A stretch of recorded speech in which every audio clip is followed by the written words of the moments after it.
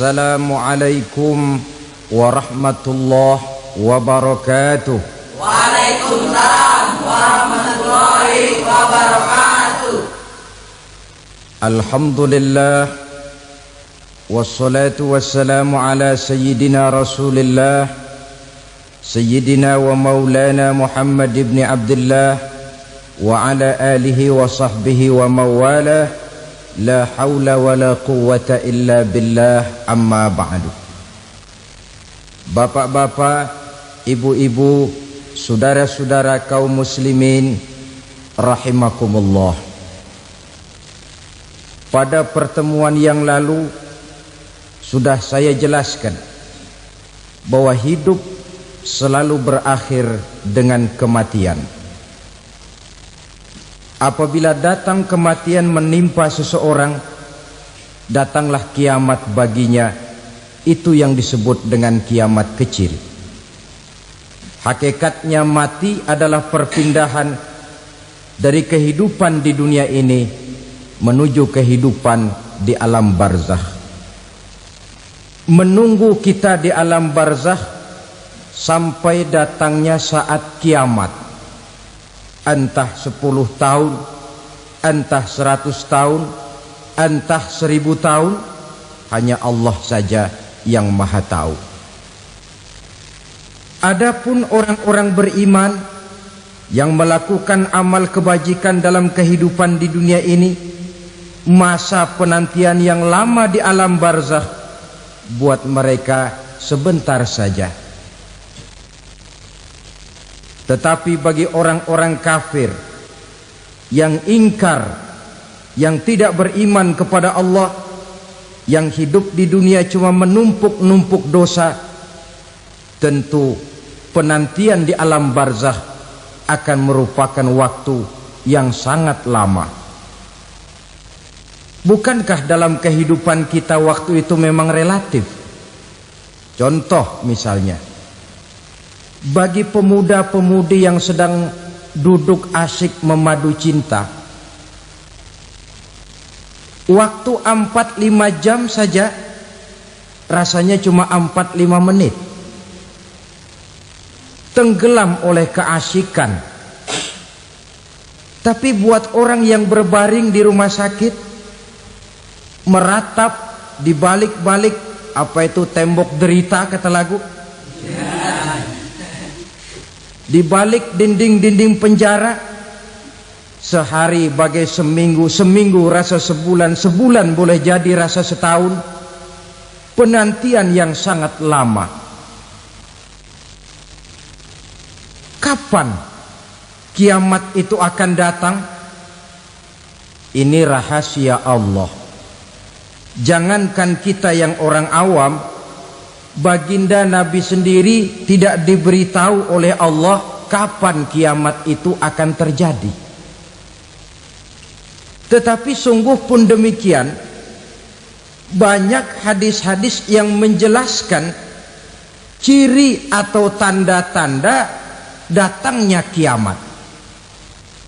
Nah, kalau sudah bicara soal tanda kiamat itu ada 2.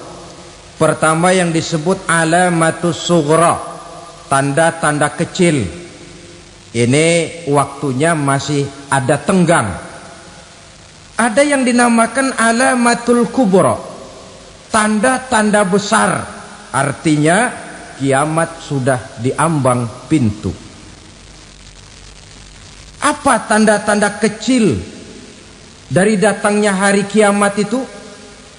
Misalnya kata Nabi, apabila ilmu sudah diangkat oleh Allah, artinya apabila ulama sudah banyak wafat, minat orang belajar agama berkurang, lalu kebodohan nampak merajalela di mana-mana, zina dikerjakan secara terbuka, minuman-minuman keras jadi kebanggaan, itu termasuk di antara tanda-tanda kecil terjadinya hari kiamat. Apalagi misalnya iza waladatil ammatu rabbataha, apabila budak sudah melahirkan tuan. Apa maksudnya? Ada yang mentafsirkan apabila anak sudah bisa membudaki orang tuanya. Orang tua yang melahirkan dia, yang membesarkan dia, demi setelah si anak besar jadi orang berpangkat, bertitel, berharta, berkedudukan, jadilah orang tua itu budaknya. Sehingga sering dibilang kalau orang tua kaya, anak jadi raja. Tapi kalau anak yang kaya, orang tua sering jadi budak. Apalagi munculnya fitnah yang bergelombang, timbul perang antara dua bangsa yang besar, waktu berjalan terasa sangat pendek sekali. Itu merupakan tanda di antara tanda-tanda kiamat. Termasuk di dalamnya sulit membedakan mana laki, mana perempuan. Kan kalau tanda-tanda kayak begini sekarang sudah banyak kita lihat kan. Ulama banyak wafat, penggantinya sulit. Zina dikerjakan berterang-terangan, minuman keras jadi kebanggaan, banyak anak membudaki orang tuanya, sulit membedakan mana laki mana perempuan. Kadang-kadang dari belakang kita lihat perempuan bener, begitu kita colek nengok jenggotan.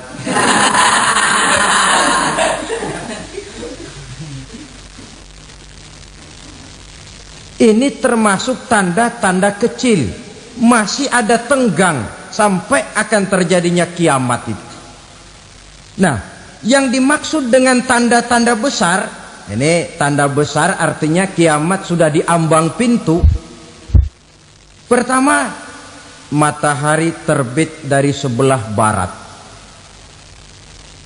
Apabila matahari sudah terbit dari arah sebelah barat, tertutuplah sudah pintu taubat. Bersabda Nabi kita, la taqumus sa'atu hatta tatlu'a syamsu min maghribiha.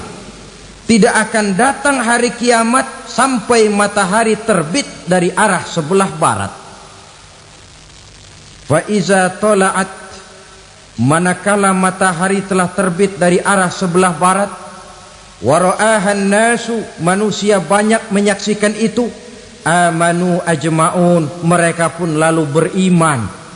Yang tadinya kafir, yang tadinya ingkar, yang tadinya membangkang, setelah melihat matahari terbit dari sebelah barat, buru-buru beriman, berlomba-lomba mengucap dua kalimat syahadat. Tapi apa yang terjadi? Kata Nabi, wadzalika hina la yanfa'u nafsan imanuha lam takun amanat min qabl. Hari itu adalah hari yang iman sudah tidak berguna lagi bagi seseorang apabila sebelumnya memang dia tidak pernah beriman. Au kasabat fi imaniha khaira, atau beriman tetapi tidak pernah melakukan kebajikan di dalam keimanannya itu. Hari yang sudah kasib, hari yang sudah terlambat, beriman tidak akan ada gunanya lagi. Ini pelajaran buat kita. Sebelum sang surya terbit dari sebelah barat, sebelum nafas sampai di tenggorokan, artinya pintu taubat masih terbuka. Kalau dua hal itu sudah terwujud, nafas sudah sampai di kerongkongan atau matahari sudah terbit dari arah sebelah barat, tertutuplah sudah pintu taubat. Tak ada lagi gunanya pangkat, jabatan, harta, bahkan beriman pun dalam suasana macam itu too late, kata orang Kulon. Sudah terlambat. Matahari terbit dari arah sebelah barat, itu tanda besar, artinya kiamat sudah di ambang pintu. Lalu apalagi tanda besar? Munculnya Dajjal. Dajjal artinya pendusta-pendusta yang menyesatkan manusia. Ada dua macam Dajjal, saudara. Ada Dajjal kecil, ini Dajjal kelas teri. Kalau ini sejak zaman Rasulullah sudah ada itu. Tiap zaman ada. Di zaman Rasulullah misalnya ada yang bernama Aswad al-Unsi dari Yaman. Ada yang namanya Musailamah Al-Kazzab dari Yamamah. Ada yang namanya Ibnu Sayyad dari Madinah. Ini dajjal-dajjal di zaman Rasul. Musailamatul Kazzab memproklamirkan diri jadi nabi dia. Di zaman Rasul masih hidup. Ini dajjal zaman Nabi. Di zaman sahabat muncul dajjal-dajjal. Di zaman kita sekarang ini dajjal-dajjal pun gentayangan. Dajjal-dajjal kelas teri. Kerjanya mendustakan manusia, menyesatkan manusia, memalingkan manusia dari jalan yang benar dan diridhoi oleh Allah Subhanahu wa taala. Adapun yang merupakan tanda besar dari datangnya kiamat, dajjal-dajjal kelas kakap. Pembohong-pembohong besar yang menyesatkan masyarakat manusia berpaling dari jalan Allah mengikuti jalan mereka. Apa sih ciri dajjal itu? Kata Nabi dalam hadis Bukhari Muslim, innad dajjala, sesungguhnya yang namanya dajjal itu yakhruju, satu saat akan muncul mendekati hari kiamat. Wa inna ma'ahu ma'an, si dajjal ini membawa air. Wa naran, dan juga membawa api. Dua simbol. Di tangan yang satu dia bawa air, di tangan yang satu dia bawa api. Wa ammal ladzi yarahu an-nasu ma'an fanarun, adapun yang orang banyak lihat air, hakikatnya adalah api. Yang dilihat api, hakikatnya adalah air. Oleh sebab itu, kalau api yang ditawarkan, ambillah air. Kalau air yang ditawarkan, pilihlah api. Maksudnya apa ini? Ini bahasa simbol, saudara-saudara. Dajjal bicaranya seolah-olah untuk kepentingan manusia, menawarkan surga. Surga yang dia tawarkan hakikatnya neraka.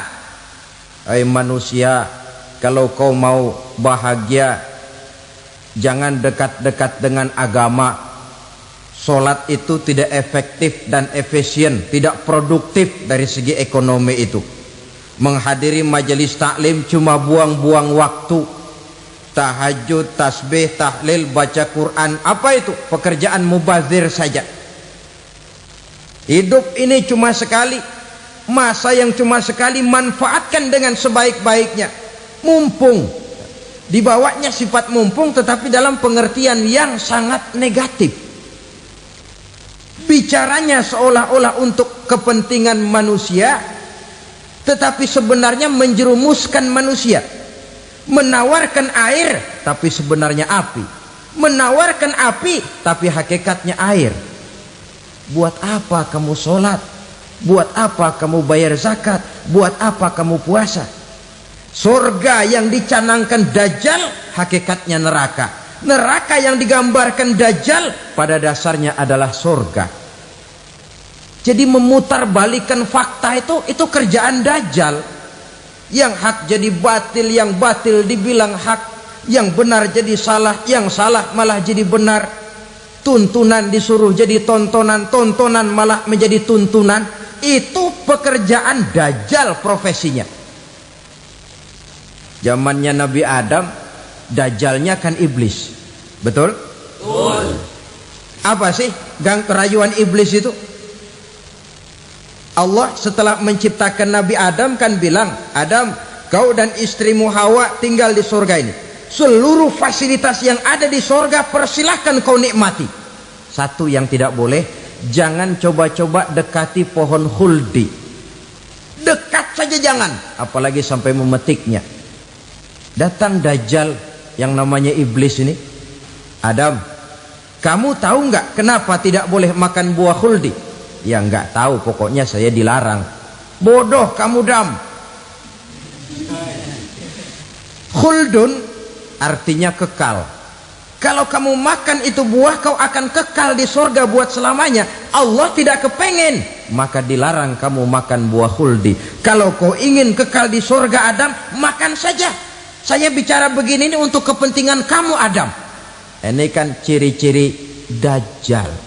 Bicaranya sih seolah-olah untuk kepentingan Nabi Adam, hakikat sebenarnya menjerumuskan Nabi Adam supaya ingkar dan melanggar larangan dari Allah Subhanahu wa ta'ala. Jadi setelah muncul Dajjal, timbul kekacauan-kekacauan di masyarakat. Banyak yang terpengaruh, terpedaya dan terpesona. Termasuk mereka yang memproklamirkan diri jadi nabi, mereka yang memproklamirkan diri jadi rasul di zaman sesudah Rasulullah wafat. Itu adalah Dajjal. Maka saya ingatkan, kalau di zaman kita sekarang ini ada orang ngaku jadi nabi, ada orang ngaku jadi rasul, biar bahasa Arabnya kental, Quran hafal, hadis ribuan hadis hafal, biar pakai serban sampai menyengser ke tanah, bahasa Arabnya fasih, tapi dia mengaku jadi nabi, jadi rasul, kita umat Islam wajib tidak percaya. Wajib untuk tidak percaya. Itulah Dajjal zaman kita sekarang ini. Tidak mustahil mereka datang mempengaruhi orang awam supaya berpaling dari Rasulullah, mengikuti mereka. Nah, di akhir zaman nanti, mendekati hari kiamat, Dajjal ini muncul. Dajjal kelas kakap, menyesatkan masyarakat manusia untuk berpaling dari Islam, mengikuti seruan mereka. Apalagi di antara datangnya kiamat itu, tanda yang besar itu, turunnya Nabiullah Isa Al-Masih, putra Maryam. Menurut berbagai hadis yang sahih, Nabi Isa Al-Masih nanti akan turun lagi, tidak membawa risalah yang baru, tapi meluruskan risalah Islam ini yang telah banyak ditinggalkan oleh masyarakat. Bahkan ada hadis menjelaskan beliau akan membunuh Nabi, mematahkan kayu-kayu salib, lalu melaksanakan haji dan umrah mengikuti syariat Nabi Muhammad, bukan membawa agama baru. Menjadi semacam mujaddid, reformer, menyelamatkan manusia dari bisikan Dajjal. Bahkan ada riwayat yang menjelaskan bahwa Nabi Isa berhasil mengalahkan Dajjal, mengembalikan masyarakat manusia kembali kepada ajaran Islam yang datang dari Allah, dibawa oleh Rasulullah Sallallahu Alaihi Wasallam. Dengan kata lain, turunnya Nabi Isa bukan sebagai Nabi dan Rasul baru, tetapi mengikuti syariat Nabi kita Muhammad Sallallahu Alaihi Wasallam. Saudara hadirin, ibu-ibu hadirat yang saya hormati, kemudian apalagi di antara tanda-tanda besar akan datangnya kiamat itu? Keluarnya asap atau awan. Kata Nabi, inna min asyrati sa'ah dukhanan yamla'u ma bainal masyriqi wal maghrib. Di antara tanda-tanda kiamat, munculnya awan antara langit dan bumi. Ini pun diperkuat dalam surah Ad-Dukhan ayat 10. Fartaqib yauma ta'tis sama' bidukhanim mubin fayughshan nas hadza azabun alim. Bagi orang-orang yang beriman, mereka biasa-biasa saja. Tapi bagi orang kufur, datangnya asap dan awan ini merupakan azab yang kelewat pedih. Barangkali sedikit mendekati gambaran tentang azab yang pedih ini, saya ingatkan alam pikiran kita kepada peristiwa yang belum lama terjadi. Pernah dengar berita bocornya reaktor nuklir di Chernobyl, Uni Soviet? Pernah dengar? Nah, bocornya reaktor nuklir di Chernobyl yang mengakibatkan ratusan bahkan sangat mungkin ribuan nyawa. Cuma satu reaktor. Bagaimana kalau seluruh cadangan nuklir yang dimiliki oleh para negara adikuasa ini diledakkan? Bahkan yang konon menurut catatan cadangan nuklir yang dimiliki bersama oleh Amerika dan Rusia sekarang ini sudah sanggup memusnahkan 6 miliar manusia, 1,5 kali lebih banyak dari jumlah manusia yang nongkrong di permukaan bumi ini. Saudara-saudara hadirin yang saya hormati, lalu saat mendekati hari kiamat, apalagi tandanya? Setelah Nabi Isa wafat, pada saat turunnya yang kedua kali, lalu Allah meniupkan angin sejuk. Semua orang-orang beriman, orang-orang baik wafat, sehingga penghuni bumi ini cuma tinggal lagi terdiri dari orang-orang kafir.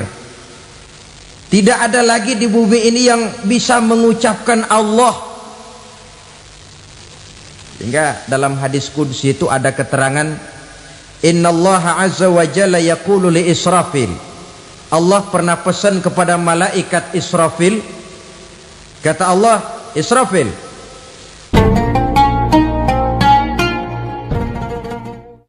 idza sami'ta qailan yaqul Allah Allah fa akhirin nafah 40 sanatan ikraman liqailiha. Hai Israfil, apabila kau dengar di permukaan bumi masih banyak orang yang mengucapkan Allah Allah, maka tunda sangkakala kiamat itu 40 tahun. Untuk apa? Ikraman liqailiha, menghormati orang yang mengucapkan Allah Allah itu. Wah, jadi karena sekarang masih banyak yang mengucapkan Allah, besar hatilah kita, masih jauh kiamat itu. Tapi jangan lupa, kiamat pribadi, kiamat kecil itu yang gak kita sangka-sangka. Ajal datang mencabut nyawa, itu kiamat pribadi, dan itu yang pasti kita hadapi, dan itu yang membuat kita tidak boleh bersikap main-main di dalam kehidupan sekarang ini. Saudara hadirin yang saya hormati, tidak ada lagi orang-orang muslim. Seluruh penduduk dunia ini kafir. Lalu terciptalah struktur sosial yang berlandaskan prinsip hidup semau gue. Bakal terjadilah prinsip di mana yang kaya menyantap yang miskin, yang kuat menindas yang lemah. Hidup sudah bagaikan di rimba belantara, berlaku hukum rimba. Siapa yang kuat dia yang menang, siapa yang lemah menjadi mangsa. Timbul kekacauan, maksiat merajalela, munkarat menjadi-jadi, sehingga isi bumi ini penuh dengan segala macam perbuatan dosa. Tidak ada perlunya lagi alam diperpanjang temponya. Datang saat yang sudah dijanjikan oleh Allah Azza wa Jalla, maka terjadilah yang disebut kiamat kubra, kiamat besar, kiamat ancur-ancuran. Bagaimana kejadian ini dimulai? Dalam surah Az-Zumar ayat 68, Allah Subhanahu wa taala berfirman, wa nufikha fis suri fasa'iqa man fis samawati wa man fil ardi illa man sya'allahu. Maka manakala ditiuplah sangkakala, terkejutlah seluruh yang ada di langit dan seluruh yang ada di bumi. Bila saat kiamat datang, Allah perintah malaikat Israfil, Israfil, tiup sangkakalamu. Ditiuplah sangkakala oleh malaikat Israfil. Yang akibat daripada tiupan itu, seluruh yang ada di langit, seluruh yang ada di permukaan bumi terkejut. Yang ada di langit siapa? Malaikat kan. Bayangin aja kalau malaikat kaget, apalagi kita. Terkejut seluruh makhluk yang ada di bumi, yang ada di langit mendengar suara sangkakala itu. Bunyinya tidak sanggup kita bayangkan dahsyatnya. Ledakan nuklir, ledakan neutron, belum apa-apa ketimbang bunyi sangkakala malaikat Israfil ini. Nah, Lalu mendengar bunyi sangkakala ini, gemparlah makhluk, kacaulah alam. Bumi gempa, planet-planet bertabrakan, gunung meletus, air laut tumpah ke darat, angin topan bertiup, halilintar menyambar. Lalu semua yang bernama hidup mati total. Mati bareng tanpa persiapan. La haula wala quwata illa billah. Saya kadang-kadang dalam tafakur bermohon, ya Allah, mudah-mudahan saya enggak nemuin kiamat beneran. Ngeri. Tidak bisa kita bayangkan macam apa suasana seperti itu. Allah saja banyak memberikan gambaran, misalnya Al-Qari'ah, wa mal qari'ah, wa ma adraka mal qari'ah. Kejadian yang menggemparkan. Tahukah kamu apa kejadian yang menggemparkan itu?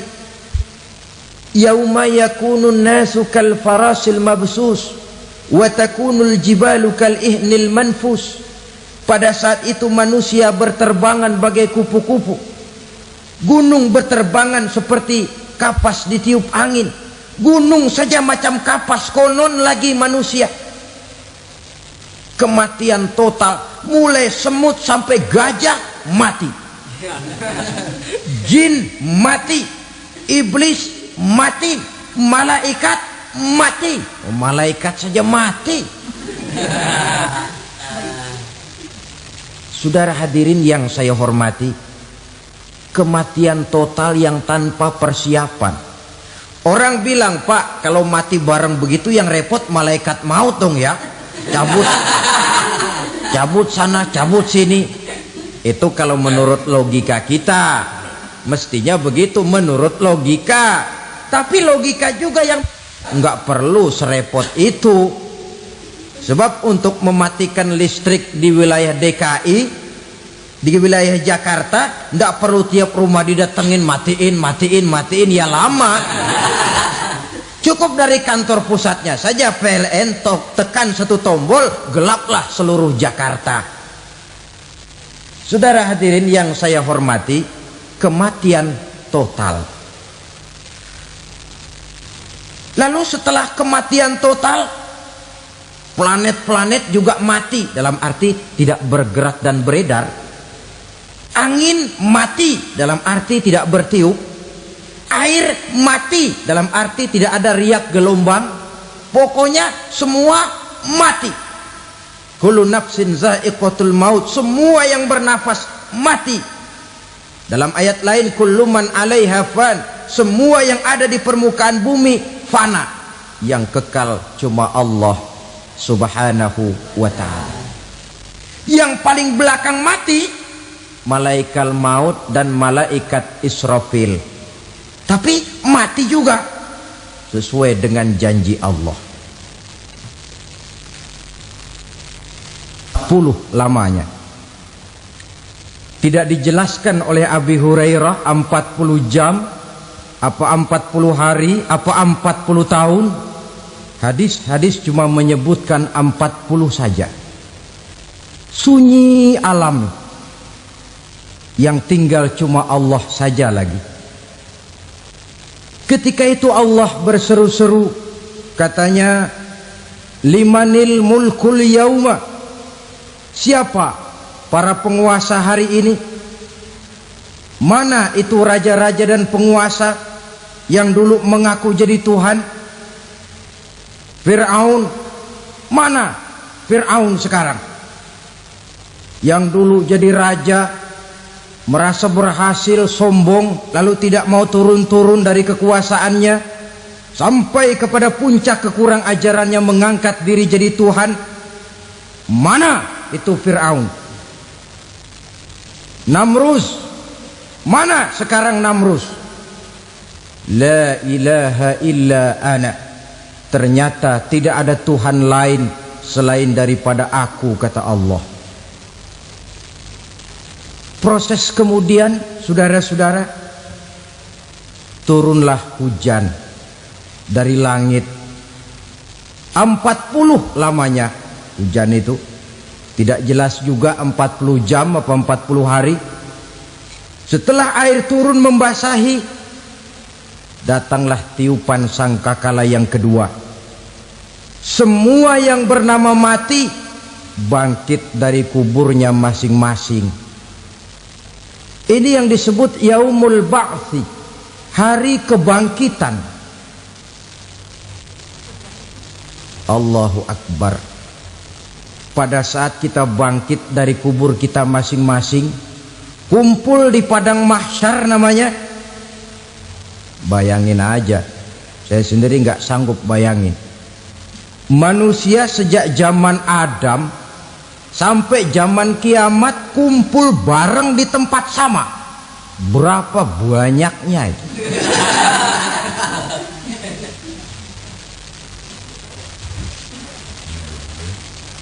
Dan yang luar biasa menurut satu riwayat, pada saat bangkit itu, Masya Allah, roman muka kita berubah,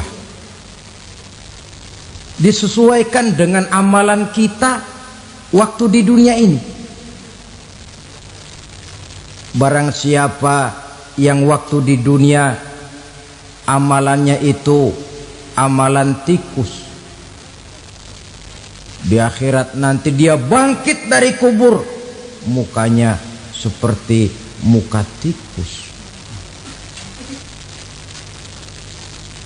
Gagah betul badannya, tapi mukanya seperti tikus. Kenapa? Amalannya waktu di dunia seperti amalan tikus.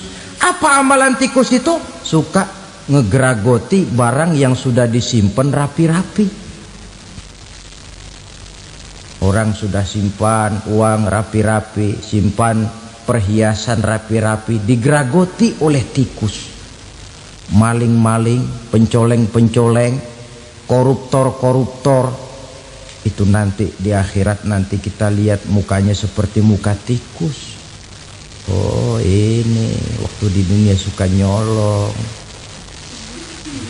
hanya seperti muka tikus. Barang siapa yang waktu di dunia ini amalannya itu amalan macan, dia akan bangkit nanti mukanya seperti muka macan. Apa amalan macan? Macan itu amalannya menang-menangan. Orang yang mau menang saja, nggak mau mengalah. Coba lihat di hutan. Kenal hutan nggak? Di hutan, raja hutan di mana-mana pasti macan. Betul kan? Betul. Padahal hutan belum pernah bikin pemilihan umum. Tapi macan tidak peduli ada pemilihan umum apa tidak, pokok saya raja. Sebab apa? Macan jadi raja itu bukan karena benar, tapi karena kuat jadi raja. Setelah dia jadi raja, rakyat hutan yang mesti dilindungi malah dimakan oleh raja macan. Kambing rakyat hutan dimakan oleh macan. Ayam rakyat hutan dimakan oleh macan. Itu nanti kita lihat di akhirat itu mukanya seperti muka macan, gagah betul. Lalu barang siapa yang di dunia ini amalannya itu seperti amalan anjing, nanti dia punya muka seperti muka anjing. Apa amalan anjing? Pertama, anjing itu kalau disuruh jaga rumah, dia tidak bisa membedakan mana maling, mana tamu. Biar yang datang maling, kalau bawa tulang, anjing kalem. Yang kedua, anjing itu akan setia kepada siapa saja yang memberinya roti. Siapa yang memberinya roti, itulah majikannya. Apa kata majikannya pasti dia laksanakan. Soal benar atau salah dia tidak peduli. Setelah anjing dapat roti, dia tidak punya pilihan lain kecuali bilang, abdi mah kumaha juragan wae ayeuna mah.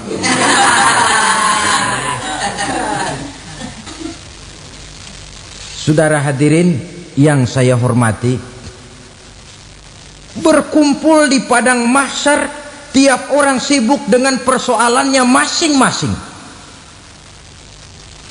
Matahari waktu itu didekatkan oleh Allah, panas luar biasa.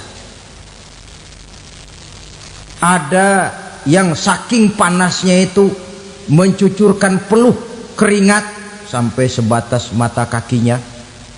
Ada yang keringatnya sampai sedengkulnya, ada yang keringatnya sampai sepusatnya, ada yang keringatnya mengalir sampai sebahunya, ada yang kelelap oleh keringatnya sendiri, sementara orang di sampingnya nggak apa-apa.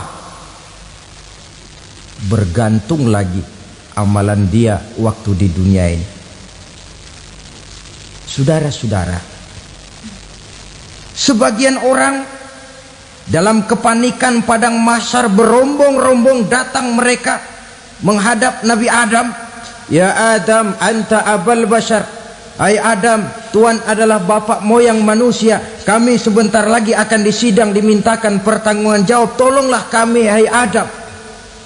Kata Nabi Adam, jangankan nolongin sampean, saya sendiri tanggung jawab di hadapan Allah ketika dulu tidak boleh makan khuldi, saya serobot. Sudahlah, urus diri masing-masing saja, nafsi. Begitu kata Nabi Nuh, begitu kata Nabi Ibrahim. Tiap orang bertanggung jawab sendiri-sendiri. Ketika itulah saudara-saudara, nikmatnya menjadi umat Nabi besar Muhammad sallallahu alaihi wasallam. Sebab apa? Walaupun menurut abjad kita ini umat paling belakang, paling belakang kita ini toh, karena Nabi Muhammad adalah Nabi akhir, tapi akan dihisap lebih dulu, lewat di atas sirat lebih dulu, masuk surga lebih dahulu ketimbang umat-umat belakangan. Ketika Rasul mendekati ajal, beliau tanyakan itu kepada malaikat Jibril. Malaikat Jibril berkata, Muhammad jangan khawatir, Allah sudah berjanji, inni haramtul jannata ala sairil anbiya hatta tadkhulaha anta wa haramtuha ala sairil umami hatta tadkhulaha ummatuka. Surga aku haramkan buat seluruh nabi kecuali kalau engkau Muhammad sudah masuk ke dalamnya, dan surga aku haramkan buat seluruh umat kecuali kalau umatmu Muhammad sudah masuk ke dalamnya. Logikanya, walaupun menurut abjad kita umat paling belakang, bakal dihisap paling dulu, lewat di atas sirat paling dulu, masuk surga paling dulu, kalau mampir ke neraka juga paling dulu. Ya resiko. Jangan mau enaknya aja paling dulu. Saudara hadirin yang saya hormati, setelah masa kebangkitan itu jangan dikira begitu bangkit langsung diperiksa, masih menunggu menanti ribuan tahun perhitungan padang mahsyar untuk sampai kepada proses yang disebut yaumul hisab, hari perhitungan. Seorang demi seorang bakal dipanggil. Bayangkan saja, kita se-RT saja di absen, kadang-kadang perlu waktu lama. Ini manusia sejak zaman Nabi Adam sampai datang hari kiamat, satu demi satu disidang di hadapan Qadhi Rabbul Jalil. Status sosial copot sudah waktu itu. Yang pernah jadi hartawan di situ tidak lagi kelihatan kehartawanannya. Yang pernah jadi jenderal tidak lagi dipanggil jenderalnya. Yang ustadz tidak lagi dipanggil al-mukarramnya. Seluruh status sosial selesai. Dipanggillah kita seorang demi seorang menghadap Qadhi Rabbul Jalil. Bagaimana proses penghisaban itu? Pertama, proses tanya jawab. Di antaranya ada hadis menyatakan, lan tazula qadama 'abdin yaumal qiyamah hatta yus'ala an arba'i khisalin. Besok di hari kiamat tidak akan bergeser telapak kaki seorang hamba sampai dia ditanya lebih dulu tentang 4 persoalan. Tentang ilmunya, kemana ilmu itu diamalkan. Tentang umurnya, di mana umur itu dihabiskan. Tentang masa mudanya, kemana masa muda itu dipakai. tentang hartanya, dari mana harta itu didapat dan kemana harta itu dibelanjakan. Ini termasuk proses tanya jawab. Jadi kalau istilah pengadilan dunia, nama Fulan bin Fulan. Kamu waktu di dunia diberikan umur panjang untuk apa? Pernah mengalami masa muda, kemana kau habiskan masa remajamu? Kau diamanahkan ilmu, dengan apa ilmumu kau amalkan? Kau diberikan harta, dari mana harta kau dapat, kemana kau belanjakan? Tak seorang pun yang bisa mungkir. Sebab apa? Dikala itu yang menjadi saksi bukan orang. Yang menjadi saksi adalah seluruh anggota badan kita. Tangan bicara, kaki jadi saksi terhadap seluruh amalan yang pernah kita kerjakan pada saat kehidupan di alam dunia ini. Selesai proses tanya jawab, lalu diperlihatkan buku catatan kita waktu hidup di dunia ini. Jangan lupa Allah itu menyiapkan 2 superkomputer kepada kita. Sebelah ditempelin sebelah kanan, yang sebelah tempelin di sebelah kiri. Komputer itu namanya Raqib dan Atid. 2 malaikat yang apabila baik kita lakukan, refleks saja akan menulis kebajikan kita. Jahat kita kerjakan akan tertulis. Catatan itu nanti diperlihatkan kepada kita. Waduh, alangkah malunya pada saat diperlihatkan catatan kita, buku rapot kita merah melulu. Barangkali diperiksa sambil diomelin, brengsek lo. Buku merah melulu begini bagaimana waktu hidup di dunia? Tidak cukup diperlihatkan buku catatan kehidupan, rekaman kehidupan. Rekaman kehidupan kita secara utuh sejak terlahir sampai ajal datang merenggut nyawa. Barangkali mirip dengan video sekarang ini, di mana terekam dengan baik seluruh kegiatan kita sejak yang sekecil-kecilnya sampai kepada yang sebesar-besarnya. Untuk kemudian kita pun menerima balasan. In khairan fa khairun wa in syarran fa syarrun. Kalau baik ya baik balasannya, kalau jahat ya jahat juga balasannya. Catatan-catatan kita diberikan. Kalau banyak kebajikannya diberikan di tangan kanan dengan cara yang halus. Kalau banyak kejahatannya diberikan dari sebelah kiri atau dilempar dari belakang. Itulah sebabnya sejak di dunia ini kita sudah mohon kepada Allah, ketika berwudu membasuh tangan kanan, apa kita bilang? Allahumma a'tini kitabi biyamini wa hasibni hisaban yasira. Ya Allah, berikan saya kitab di tangan kanan, dan kalau saya memang perlu dihisap, hisaplah saya yang seringan-ringannya. Tangan kiri berlindung kita kepada Allah, jangan sampai diberikan kitab di tangan kiri atau dari arah sebelah belakang. Wa a'udzubika an tu'tiya kitabi bishimali aw min wara'i zuhri, dari arah sebelah belakang. Na'udzubillah min dzalik. Setelah selesai lewat proses penghisaban, lewat mizan, timbangan, maka yang sudah selesai dihisab itu bergeraklah menuju sirat, jembatan yang terbentang menuju surga melalui neraka.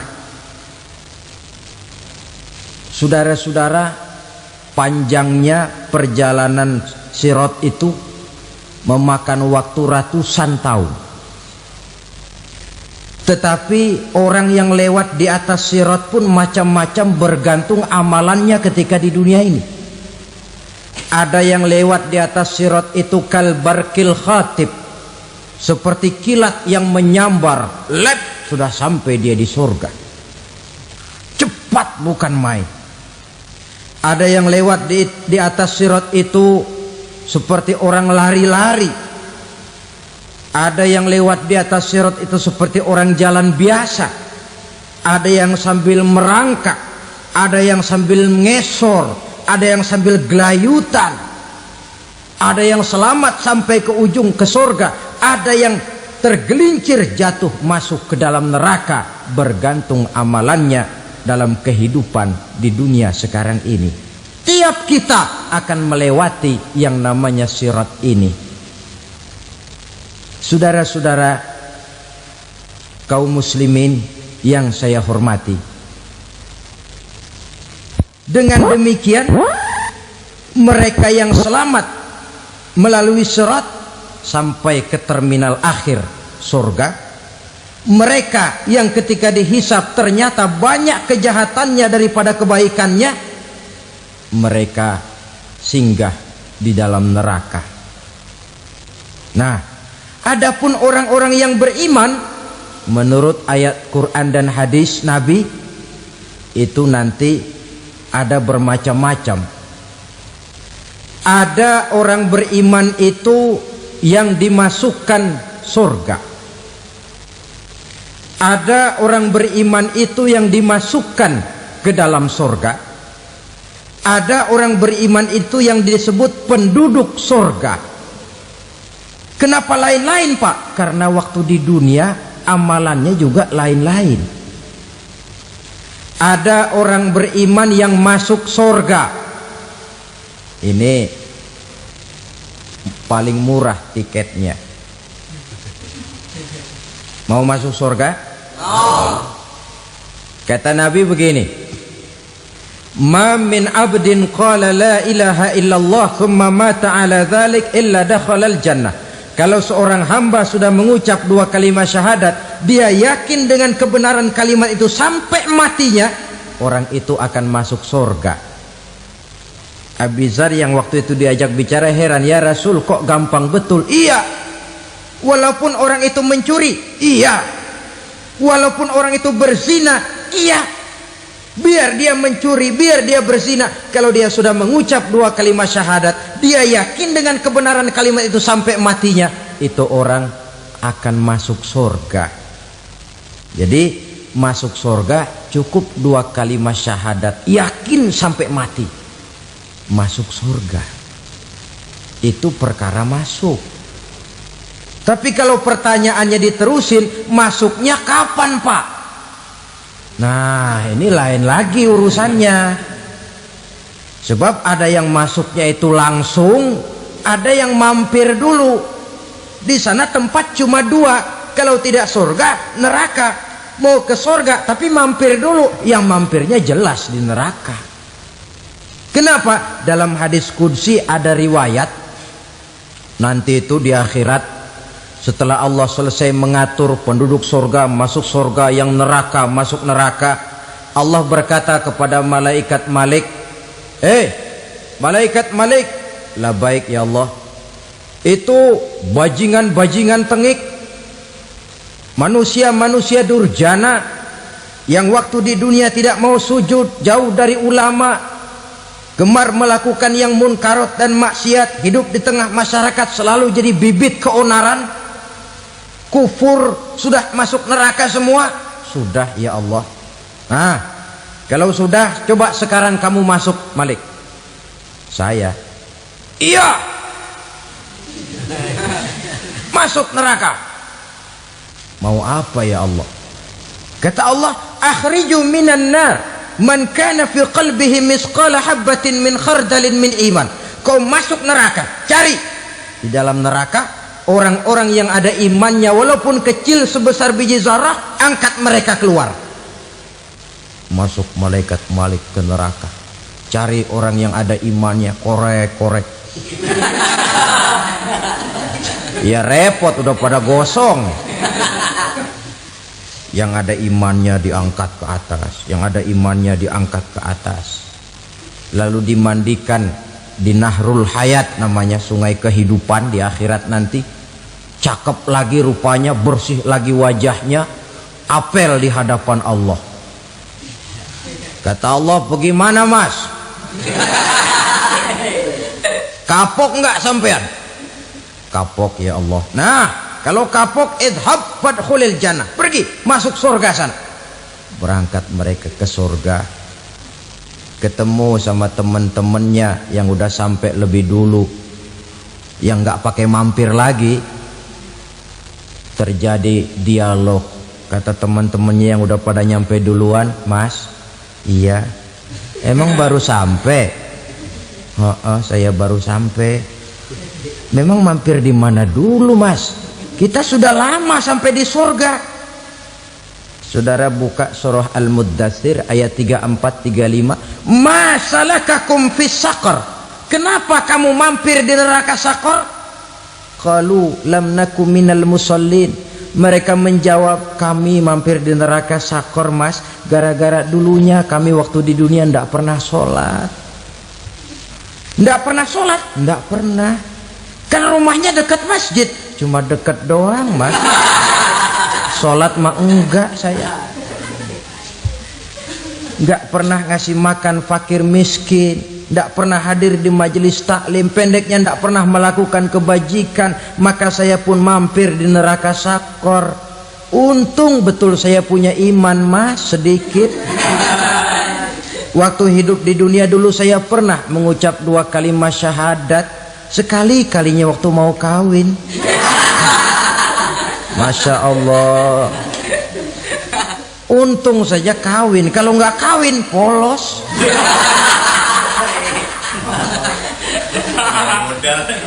Itu juga pengulu sudah setengah mati ngajarin. Asyhadu alla, asyaduaan, asyaduaan.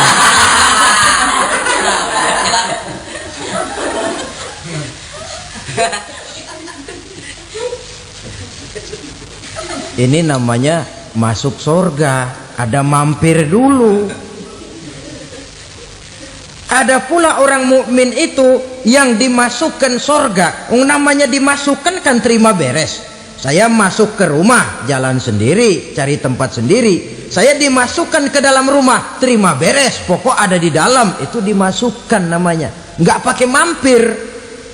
Tapi tentu tiketnya lebih mahal ketimbang yang pertama tadi. Apa kata Allah? Innal ladzina amanu wa amilus shalihat la ukaffiranna anhum sayyi'atihim wa la udkhilannahum jannah. Sesungguhnya orang-orang yang beriman kemudian beramal soleh, kami hapuskan segala dosa dan kesalahannya, kami masukkan mereka ke dalam surga. Lihat ayatnya, Allah yang memasukkan, kita yang dimasukkan. Tidak pakai transit, tidak usah mampir.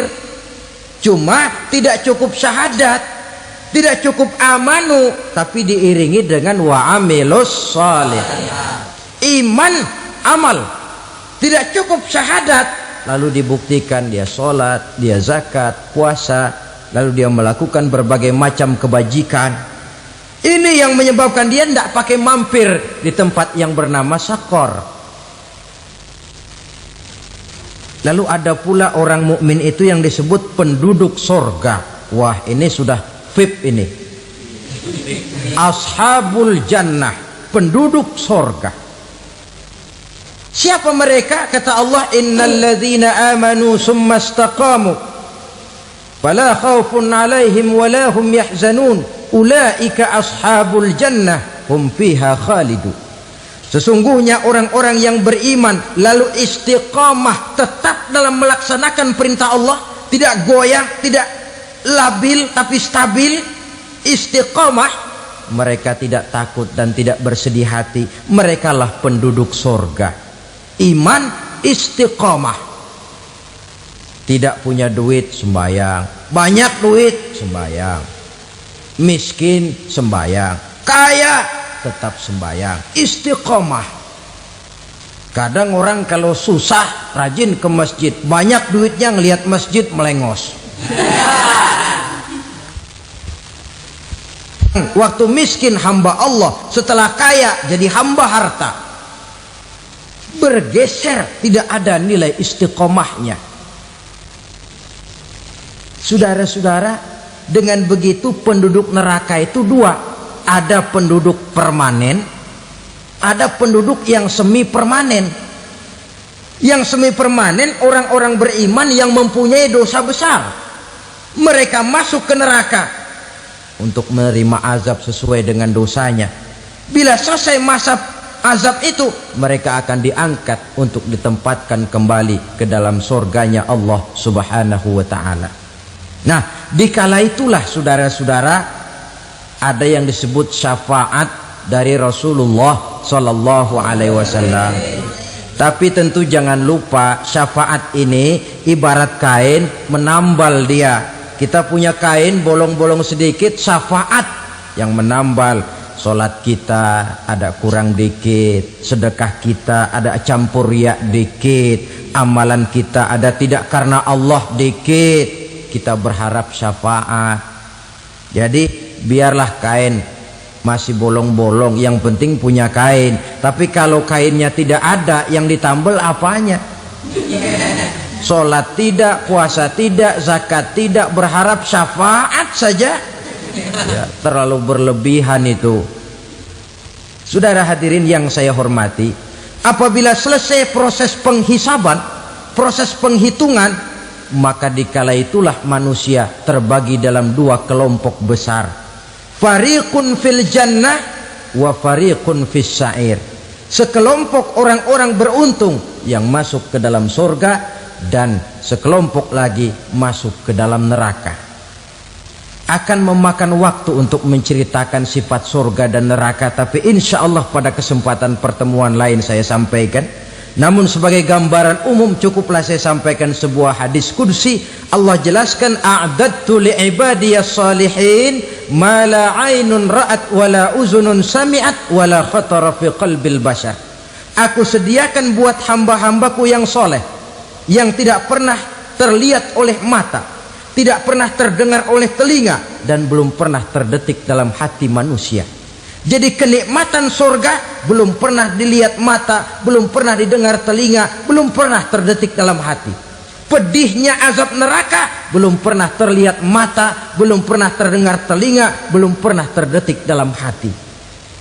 Saudara hadirin yang saya hormati, oleh karena itu, sebagai uraian akhir daripada kiamat ini, marilah sama-sama kita memanfaatkan hidup dengan sebaik-baiknya, supaya jangan timbul penyesalan di hari kemudian nanti.